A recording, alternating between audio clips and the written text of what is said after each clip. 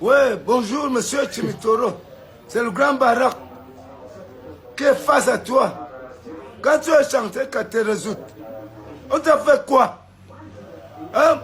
Pourquoi tu veux te mêler de ce qui ne te concerne pas? Au lieu d'apprécier, tu dis n'importe quoi. Attends, alors je vais envoyer encore un deuxième morceau. Je vais voir comment tu vas répondre.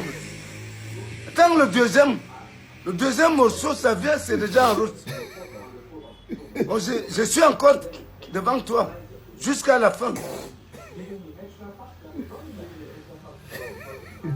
Monsieur Chimitoro, occupez-vous de vos disques, ne vous occupez pas de ce qui ne vous concerne pas.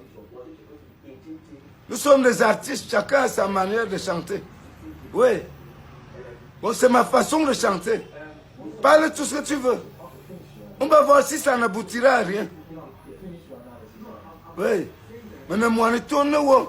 Ben, t'en as, ou pour m'entel gangala, ou te vois, hein? Ou le ding, ou y a le man. Si tu veux, tu me réponds.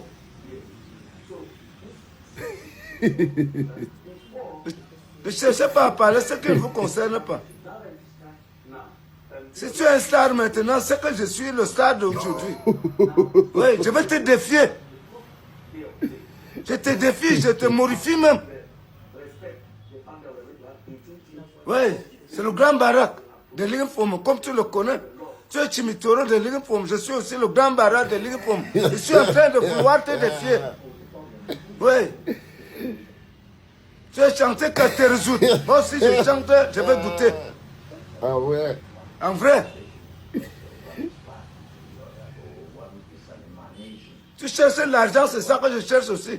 Depuis que je suis en Illéopomo, tu m'avais même payé une bière un jour. Hein? Je suis déjà récupéré. Tu commences à dire n'importe quoi. Bon, je suis derrière. Je ne peux jamais aller en avant. Si tu veux m'envoyer en arrière, rends-moi en arrière comme tu veux, comme tu le penses. Si tu peux m'envoyer en arrière, mets-moi par derrière. Mais moi, je sais que je suis déjà devant. Je vais te défier. Je vais t'amortir. Oui. Si c'est quelqu'un qui t'envoie, dis-lui qu'il perd son temps. C'est le grand Barak qui te répond comme ça. Bon, va bien réfléchir pour me parler. Tu réfléchis à gauche, au lieu de réfléchir à droite. Je te réponds arrogamment, en grand Barak. Ah, laisse-moi boire mon verre de palme. Je ne te vois même pas. Lorsque toutes les musiques sont bonnes, tout le monde peut être musicien. Lorsque toutes les musiques sont bonnes, tout le monde peut être musicien. Et lorsque tout le monde peut être musicien, la critique devient un problème. Personne n'accepte plus la critique parce que tout le monde a le droit d'être musicien. Et la réponse est claire et nette, c'est que les vrais musiciens ne trouvent plus leur place dans le monde. Quand tout le monde peut être musicien, ça devient compliqué. À la longue, ça détruit toute l'industrie et la structure musicale d'un pays. Bonjour les enfants, bienvenue dans le deuxième podcast d'aujourd'hui, le validé ou pas validé. Et je voulais vous emmener dans ce mécanisme. Là, vous voyez ces grands baraques. Vous vous rappelez de ce moment? Grand Barak décide de clasher Chimitoro.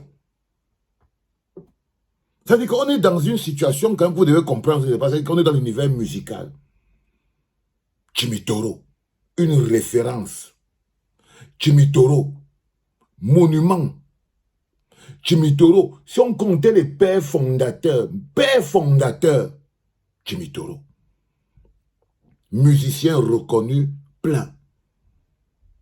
Mais, Grand Barak, quelque chose s'est passé dans la tête de Grand Barak, dans la vie de Grand Barak. Il est devenu musicien.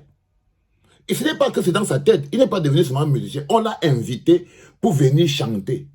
Parce que pour qu'il se retrouve en train de vouloir d'insulter Chimitoro, c'est parce qu'il y a d'autres personnes. Et vous voyez bien comment il parle. Il dit, tu fais ta musique, là-bas, j'ai fait ma musique, chacun fait sa chose, personne n'a rien à dire à personne. Si tu me prononces, je te mets KO. C'est-à-dire que on est dans la jungle. Ça, c'est les gens qui avaient on dit le braquage de la musique. Là, c'est la jungle. Les médiocres se mettent en mécanisme violent pour agresser les artistes, pour enlever les artistes du système. Mais qui a fabriqué ce médiocre? Qui l'a fabriqué? Ce sont tous les producteurs de spectacles qui l'ont invité en tant qu'artiste. C'est lui qui lui ont fait croire qu'il était un artiste. Il a commencé à insulter les gens. C'est tous les gens qui l'ont invité pour les soirées, pour qu'il aille chanter. Ils lui ont fait croire qu'il était un artiste, donc il a commencé à insulter Chimitoro. C'est tous les gens qui ont diffusé sa musique dans la... Et c'est surtout celui qui lui avait mis dans la tête qu'à partir de là, il dépend seulement de sa volonté. Parce qu'en fait, lui, il était dans sa vie. C'est un gars qui est devenu artiste parce que Steve Fa avait décidé. Donc il est devenu artiste, pas par la volonté divine comme tous les artistes, pas par la volonté, pas parce que tu es né, pas par le talent, pas par rien. Il est devenu artiste parce que Steve Fa avait décidé qu'il va devenir artiste. Il venait d'où? Il était un soudeur à Eligenfomo. Le gars était un soudeur au Dontola à Eligenfomo. Ok?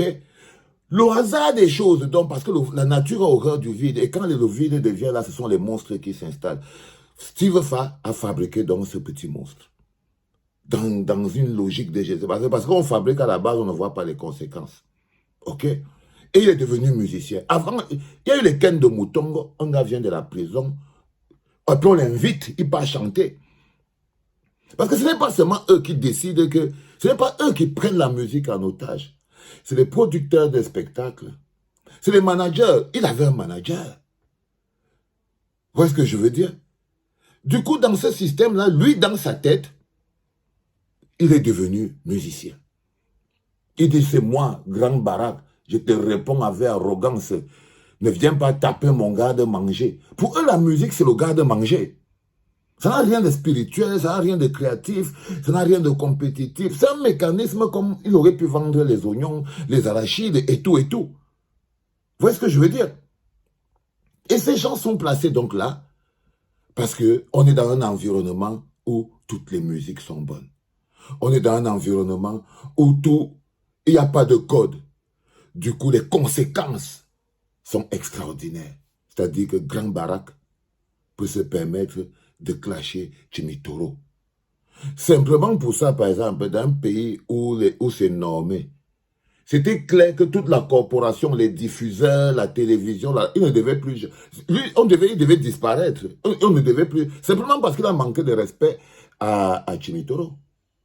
Simplement parce qu'il n'a pas seulement manqué de respect à Chimitoro, il a aussi manqué de respect même à la musique. Donc vous voyez donc que là, c'est Grand Barak en train d'étouffer Chimitoro. C'est Grand Barak en train de rappeler à Chimitoro que Chimitoro n'est rien. C'est Grand Barak en train de dire à Chimitoro que si Chimitoro n'a pu faire sa chanson, il s'en fout de lui. C'est Grand Barak en train de dire à Chimitoro que va te faire voir chez les Grecs. Dans un pays, lorsque, il n'y a pas d'abord le statut de l'artiste, tout le monde peut être artiste. Parce que s'il y avait le statut de l'artiste, celui-ci ne serait pas artiste. Il ne serait pas artiste, mais il n'y a pas de statut.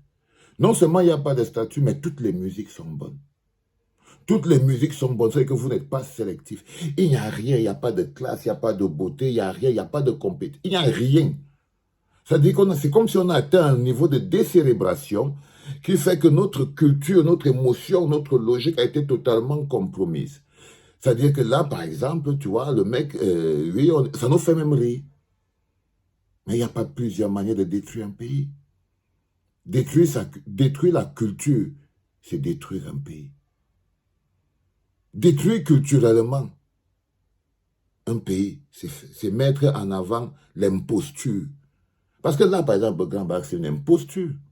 C'est une vulgaire imposture. Et lorsque peut-être Chimitoro avait dit un jour, peut-être que celui-là, ce n'est pas un grand musicien qui laisse les gens, il s'est énervé. Donc l'imposteur est toujours très violent. Vous avez dit que le Chinda est toujours plus violent que le président. Le Chinda, c'est-à-dire que quand tu coches par exemple Dadis Camara, les Chindas sont dans une colère effroyable. C'est-à-dire que et quand vous venez au niveau de la musique, vous verrez bien que les braqueurs de la musique sont toujours d'une violence impensable. Parce que ça vous fonde. Logiquement, ils ne devraient pas être là. Mais ils sont là. Par le contexte, par regardez Chimitoro. Grand Barak. Grand Barak, s'il connaissait même ce qu'on appelle l'art et la culture, s'il connaissait les codes de l'art et de la culture, s'il savait que c'est une corporation, il allait respecter Chimitoro. Il a dit que simplement parce que je suis aussi un musicien, je suis un artiste et tout, toi, grand, je te respecte. Mais si tu ne respectes même pas, alors tu ne peux pas. Vous voyez ce que je veux dire? Il aurait dû commencer par respecter Chimitoro. Mais c'est nous qui l'avons fabriqué. Nous l'avons diffusé. Nous l'avons invité, le gars est parti à Dubaï. Je veux goûter ça, patati. Ça lui a monté à la tête. Résultat des courses, il peut insulter Chimitoro. Vous avez compris pourquoi on fait le valider ou pas valider? Ou bien il faut que je vous explique encore. C'était papa.